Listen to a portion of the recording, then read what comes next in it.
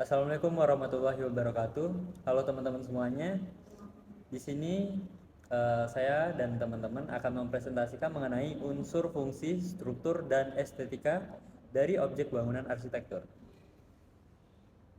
Perkenalkan, nama saya Alexandra Salom dengan NPM 2305101089. Perkenalkan, nama saya Sabila Gaitsa, NPM 230510101090.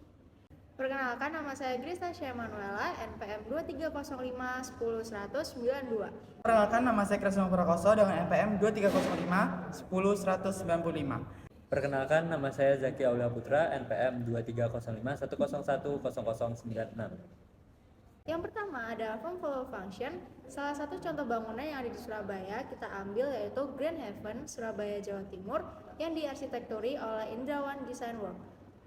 Bangunan ini termasuk dalam form follow function dikarenakan berfungsi sebagai rumah duka yang masih mementingkan efisiensi tetapi menyesuaikan dengan fungsinya sebagai ruang jenazah dan ruang kremasi.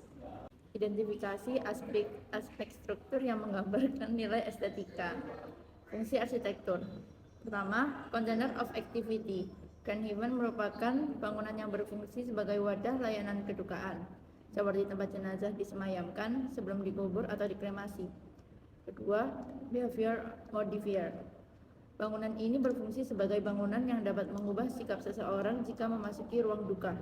Sebagai rumah persemayaman terakhir, Grand Haven didesain sebaik mungkin sehingga menunjukkan kesan kemegahan untuk membantu keluarga memberikan penghormatan terakhir kepada almarhum. Selanjutnya adalah identifikasi aspek struktur yang menggambarkan nilai estetika. Struktur berperan sebagai penentu bentuk. Pada bangunan ini terlihat kolom bangunan yang dibuat dengan perhitungan sehingga menciptakan rancangan bangunan yang efisien serta estetik. Dari struktur bangunan Grand Haven tercermin gaya arsitektur neoklasik. Lalu selanjutnya ada function follow form. Di sini kita mengambil bangunan Sunny Hills yang ada di Omotesando di Jepang yang diarsitekturi oleh Kengo Kuma. Bangunan ini termasuk dalam function follow form karena mementingkan estetika bangunan, yaitu menggunakan kayu-kayu yang disusun sedemikian rupa untuk mencapai bentuk estetika yang tetap memiliki fungsi sebagai restoran atau kafe. Lalu untuk identifikasi bangunan Sunny Hills ini, yang pertama pada fungsi arsitekturnya. Bangunan ini memiliki fungsi sebagai yang pertama yaitu container of activity, karena bangunan ini berfungsi sebagai cafe atau bakery shop. Yang kedua sebagai aesthetic function, karena bangunan ini memiliki tampak yang cantik dan estetik jika dilihat oleh mata. Sebagai cafe dan bakery, nuansa hangat sangat ditonjolkan dalam bangunan ini, terlihat dari nuansa kayu yang membawa kehangatan pada bangunan ini. Berikutnya identifikasi dari segi struktur. Nah, untuk bangunan Sunny Hill ini, arsiteknya yaitu Kengo Kuma memiliki ciri khas yang selalu dimainkan olehnya dalam setiap bangunannya.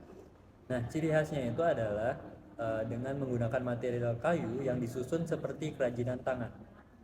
Untuk bangunan Sunny Hill sendiri memiliki struktur yang cukup unik karena bagian eksteriornya dibangun sehingga full terlihat seperti susunan kayu yang menciptakan nuansa yang tegas dan sangat menarik perhatian.